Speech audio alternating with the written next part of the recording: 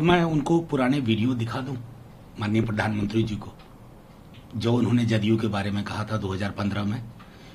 कोई भी व्यक्ति, आप प्रधानमंत्री हैं, आपको कंसिस्टेंट होना चाहिए ना अपनी बातचीत में।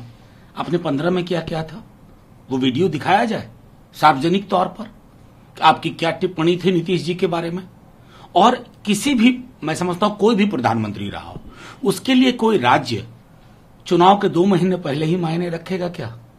प्रवासी मजदूरों की पीड़ा जब सड़कों पर बिखरी पड़ी थी, हमने तो नहीं सुना प्रधानमंत्री जी ने कुछ कहा।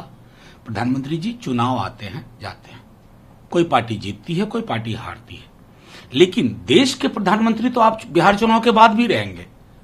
आपकी आपकी आपकी चिंता में बिहार 5 बरस बाद ना आए, हर बरस रहे, हर महीने रहे, हर दिन रहे, हर घंटे रहे, वो नहीं रहा है और बिहार को ये पता है। लेकिन सर एक सवाल है, आप लोग का कोई भी खोलने को तैयार नहीं है। मोदी साहब नीतीश जी के सुशासन की तारीफ कर रहे हैं और सहयोगी पार्टी एलजेपी लगातार नीतीश कुमार को कोस रहे हैं। देखिए, मेरा मानना है कि हम लोग बहुत भटके हुए लोग हो गए, अब हम तमाशे में संलिप्त हो गए। -23.9 जीडीपी के बाद कौन सी तुरही बजाएंगे आप? बेरोजगारी चरम पे है, कौन सी तुरही बजाएंगे? कोरोना आपसे संभल नहीं रहा, कौन सी तुरही बजाएंगे? मैं समझ रहा हूं कि चुनाव तमाशा नहीं होना चाहिए ना, विकास तमाशा नहीं होना चाहिए। आपसे नहीं हो पा रहा, आप स्वीकारोक्ति कीजिए। हमने बिहार में, हमारे नेता प्रतिपक्ष तेजस्वी जी ने या इवन बाद में चिराग जी ने क्या कहा?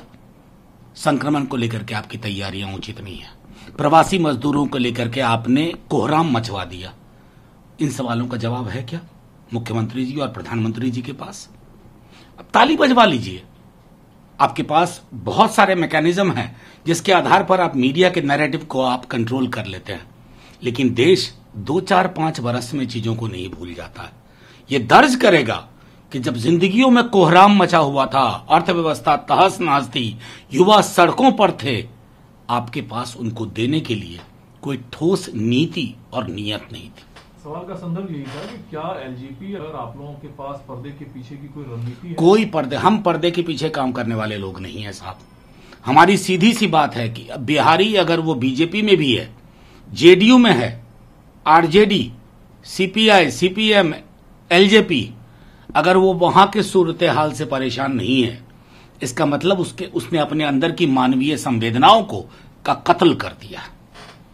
ठीक है, संसद का सत्र कल से शुरू हो रहा है। पक्ष ने जो एलओसी है, अनएम्प्लॉयमेंट है, प्रवासी मजदूर की बात है, जीडीपी की बात है, अर्थव्यवस्था की बात है, ये सारे मुद्दे को सामने रख रहे हैं। आप लोगों की क्या तैयारी है, क्या सरकार को किन मुद्दों पर घेरेंगे? देखिए, सरकार को घेरने की बात नहीं, इस सरकार को सबसे ज्यादा जरूरत है कि इसको ये समझाया जाए, इस सरकार को, कि आप सुनने की कला को रिवाइव करिए। आप सुनना नहीं चाहते, विपक्ष सलाह देता है, आप उसको आलोचना समझते हैं। सरहद पे जो हालात थे, अगर अप्रैल में आपने देश को भरोसे में लिया होता, मई में, आज वो हालात नहीं होते। आज किरकिरी हो रही है ना, कंसिस्टेंट पोजीशन नहीं है। बेरोजगारी को लेकर के आपने डेटा 2019 में हाइड करवाया, आज वो आपके सर चढ़ के बोल रहा है। जीडीपी कॉन्ट्रैक्शन इतना है कि रिवाइव करने में कितना वक्त लगेगा हमें नहीं पता। तो और मैं समझता हूं, और कोरोना संक्रमण अब 1 लाख प्रतिदिन का केस है, आप 21 दिन में खत्म कर रहे थे। ताली बजवाई, थाली बजवाई, पटाखे चले, रोशनियां की गई, टॉर्च, मोमबत्ती, क्या हासिल हुआ? संक्रमण एक वैज्ञानिक मामला है, आपने इसको भी तमाशे में तब्दील कर दिया। तो इन सारे मुद्दों पर घेरना नहीं है, सरकार को आगाह करना है कि सर प्लीज थोड़ा सोच समझ करके सामूहिक चिंता और चिंतन से आगे बढ़िए। लेकिन आप लोग कई सवालों के साथ, मंत्री प्रहलाद जोशी ने कहा कि विपक्ष से हम सहयोग की अपील करते हैं, भारत और चीन के जो मामले हैं उसकी संवेदनशीलता को देखते हुए सहयोग की बात होनी चाहिए और दोनों सदनों के नेताओं की बैठक मंगलवार को होगी। देखिए, मेरा मानना है कि सहयोग तो बिल्कुल देने को तैयार है। 1962 की प्रोसीडिंग्स भी उठा के देख लेना, प्रहलाद पटेल जी को नहीं पता होगा 1962 की प्रोसीडिंग्स क्या कह दी। देश और देश की सरकार एक नहीं होती है। इस सरकार को यह मुगालता है, एक कंफ्यूजन है कि देश और देश की सरकार एक चीज है। कई दफा मैं देश के हालात को लेकर के, अगर हम विपक्ष के कोई लोग सरकार को बताते हैं कि आप ये गलत कर रहे हैं, देश के खिलाफ नहीं है ना, सरहद पे जो हालात हैं, क्या उसके लिए हम चिंता अपनी नहीं प्रकट करें? और मैं समझता हूं कि थोड़ा बड़ा दिल रखना होगा, क्योंकि इन दिनों बौनी समझ और छोटे दिल से लोग काम कर रहे हैं। आपने जिस सवाल का जिक्र किया उन्हीं सवालों के करके हम सदन में होंगे, लेकिन आपके लिए, आपकी पार्टी के लिए मुद्दे, बिहार से जुड़े हुए मुद्दे इंपॉर्टेंट होंगे या आप लोगों का कॉमन एजेंडा है? नहीं, सबसे बड़ी बात है, सरहद के सवाल को छोड़ दीजिए, जो पूरे देश का मुद्दा है। पूरा देश परेशान है, चाइना की गनबोट डिप्लोमेसी और उसके बरक्स हमारी ट्रायल बैलून डिप्लोमेसी।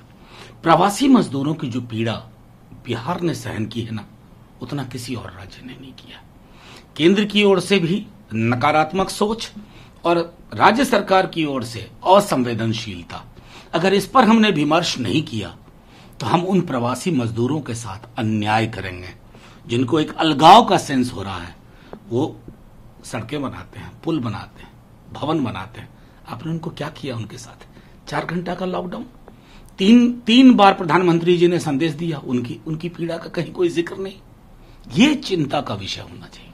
ठीक है, संजय राउत ने कहा कि नौसेना अधिकारी पर नेता का देहावसान हुआ जो आपकी पार्टी से जुड़े थे, नाराजगी भी थी। इसको लेकर आपकी पार्टी का राजनीतिक स्तर पर क्या मंथन है? देखिए, मैं सीधी बात कह रहा हूं कि वो सिर्फ बिहार का नुकसान नहीं हुआ, देश भर का नुकसान हुआ। एक प्रखर समाजवादी मनसा वाचा कर्मणा में उन्होंने और हमारे राष्ट्रीय अध्यक्ष ने मिलकर के इस दल को सींचा, कई सरोकारों को सींचा, जिसमें से मनरेगा एक है। मैं सिर्फ इतना कहना चाहता हूं, जो चिट्ठी लालू जी ने रघुवंश बाबू को लिखी थी 2 दिन पहले, उस चिट्ठी में उनके रिश्तों की झलक है। मैं सिर्फ इतना कह करके खत्म करूंगा बात कि उनके जाने की भरपाई बहुत दूर चले गए, अचानक, कतई संभव नहीं है। बस हम उनकी जो बातें थी, उनकी विरासत है, उसके आधार पर आगे बढ़ें और कोशिश करें कि गांव और किसान की आवाज इस मुल्क से गुम ना होने पाए।